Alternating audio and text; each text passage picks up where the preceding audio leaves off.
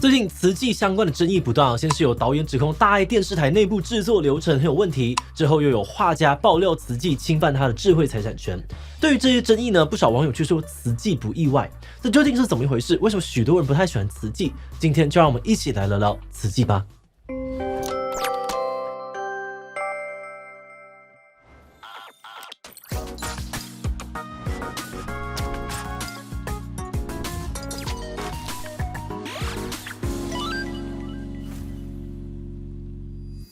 Hello， 大家好，我是志奇。说到慈济，大家应该对他们都不太陌生。这个慈善组织呢，一直在台湾有着不小的影响力，不仅每年能够收到几十亿民众捐款，他们还跨足了台湾医疗、教育、媒体事业，包含了像慈济医院啊、慈济大学、大爱电视台等等。那因为他们时常出现在救援现场，参与过多个风灾、921大地震等等的救援灾后重建，所以民众对他们的观感一度也很不错。但是近10年来呢，慈济却被接连的爆出了争议，像是多次被爆这个募款的流向不明，让人怀疑他们是不是打着慈善的名义，实际却在敛财。2015年时呢，慈济也被爆出试图呢在内湖保护区上面建自己的医院，引起了环保团体的强烈抗议。那最近慈济掌管的大爱电视台呢，也被爆出严重的制作流程管理问题，大林慈济医院也被人指控盗取别人的画作。这些接二连三的负面争议呢，都让许多人越来越不喜欢慈济。那这究竟是怎么一回事？慈济当初是怎么发展起来的？在台湾有多大的影响力？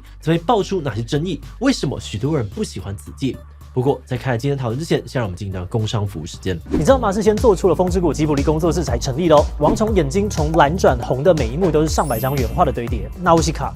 有穿裤子？真的吗？真的啦，你看。喜欢风之谷、龙猫、天后之城等吉卜力作品的大家 ，Image 杂志和吉卜力展，大家一定要来看看哦。这座模型呢是艺术家竹谷隆之想象纳乌西卡深入福海的时候的这个穿着来设计的。福海里面有非常多的霉菌跟菌丝，所以其实是菌丝来呈现在这个上面。这个是腐朽的巨神兵，也是竹谷隆之做的。那个时候这只一直不出，然后现在它已经出了，他就把它粘上去了。当初风之谷呢，就是先在动画杂志 Animage 上面连载，才做成了电影。也是在风之谷之后，高田勋啊、宫崎骏以及当时 Animage 的总编辑铃木敏夫才共同成立了吉卜力工作室。这里不仅能够看到2位大师共同创作的过程哦，还有上百件吉卜力珍贵的动画手稿，见证日本机器人与魔法少女动画热潮的诞生。还有最赞的全球首度公开的经典动画杂志封面大型拍照场景。想亲眼看看纳乌西卡还有吉卜力的动画事件吗？或者是想要跟我一样充实王虫收藏，即刻购票进场，一起揭开吉卜力诞生的秘密吧。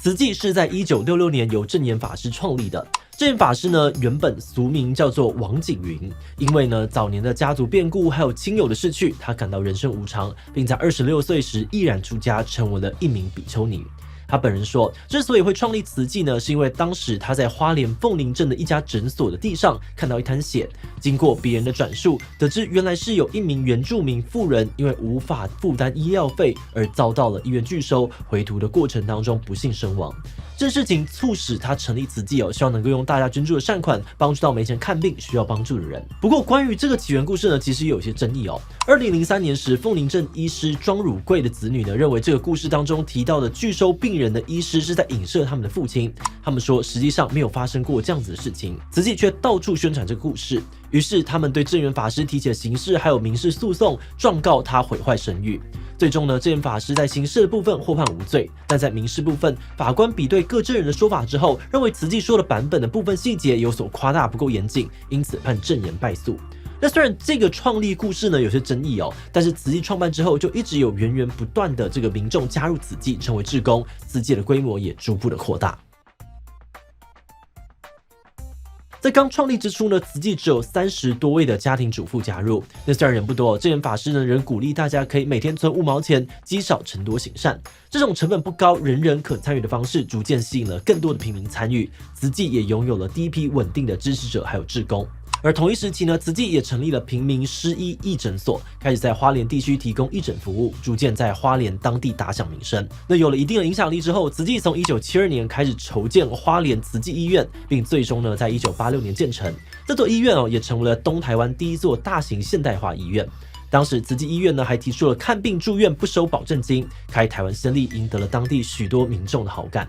那之后呢，在1990年代慈济决定进一步的扩张，提出了要发展慈善、医疗、教育、人文4大职业，并且呢，在这个台湾的各地设立了多家慈济医院，创办慈济大学啊、大爱电视台等等，在台湾各个领域都建立起了自己的影响力。那除了不断扩张各领域的事业慈济也常常出现在一线的救援场合，像是921大地震时呢，慈济不仅捐出了1亿6千元，还派不少的志工在灾区发放食物啊、医疗物资。那除了国内的救援慈济也多次的参与国际救援，像是1999年土耳其地震救援、2004年的南亚海啸重建等等。慈济也凭借着这些建立起国际影响力，如今呢，在62个国家还有地区有688个据点，全球有上百万的志工，而他们每年在台的募款收入也高达了98亿，媒体估计总资产呢也高达了上千亿。不过，慈济越做越大的同时，许多关于他们的争议也不断的出现。比如2015年时呢，慈济的土地开发计划曾经引起过巨大的社会争议。当时慈济计划呢，在台北内湖五指山附近兴建慈济内湖社会福利园区，园区内呢包含了儿童医院等等设施。但因为这块土地原本属于保护区，当地的居民还有环保团体表示，这个开发案不合土地使用法规，并且呢，他们担心开发案会破坏当地的生态系统，影响水土保持，因此反对并抗议慈济的开发案。但是面对大规模的抗议慈济却声称开发合法，并坚持维持原计划。甚至呢，在这过程当中，慈济还被爆出疑似施压媒体，不让他们报道争议案，还疑似动用大爱电视台宣传慈济开发案的合理性。这做法呢，进一步的激怒了民众还有环保团体。最终呢，在各方抗议之下，慈济最终被迫撤回开发计划。那虽然事情因为撤回计划告一段落，但这件事情呢，仍引起了许多人对于慈济行善目的的质疑。在当时这些反弹声浪之下呢，慈济一些不清楚的账目也因此被人翻出，这进一步让人质疑他们是不是在假慈善真敛财。2015年时呢，有许多的政治人物批评慈济的账目不够透明，没有完全的公开详细的善款使用明细，这让公众无法监督慈济的善款使用。那针对慈济有公开的账目部分媒体也发现一些善款的使用不太合理。比如呢，在日本311地震震灾的这个善款明细当中，一笔用来购买急难物资支出里面，竟然包含了3000个随身碟，这也引起网友质疑连家都没有的人，随身碟到底要插在哪？另外呢，网友还发现慈济在赈灾时呢，还花28万购买自家出版的311专书，另外一笔59万的代支点心费呢，竟然是付给味全前董事长魏应充的。而除了311地震的账目问题慈济的一些投资行为也引起了争议，像是媒体揭露慈济美国分会投资不少军火商啊、石油公司、烟草商、血汗工厂，这些投资行为呢，与慈济向来宣称的和平、环保、有机的理念相违背。这些都让民众们质疑，慈济是真的拿捐款来做慈善，还是用来宣传自己用善款来赚钱呢？那对于这些账目的质疑呢，慈济回应说，其实他们的财务报表都有经过会计师的查核，并有依法报给卫福部备查，但他们也承认财务上面呢仍有做不足、不够透明的地方，并承诺呢会每年公开财务报表，让民众查询，并找第三方进行财务监督。另外呢，针对投资上面的争议他们也承诺会剔除不符合慈济宗旨的投资项目。那在这之后呢，慈济确实更常公开他们的账目明细，但最近爆出的内部管理负面新闻，又再次让许多人对于慈济的运作方式出现了疑虑。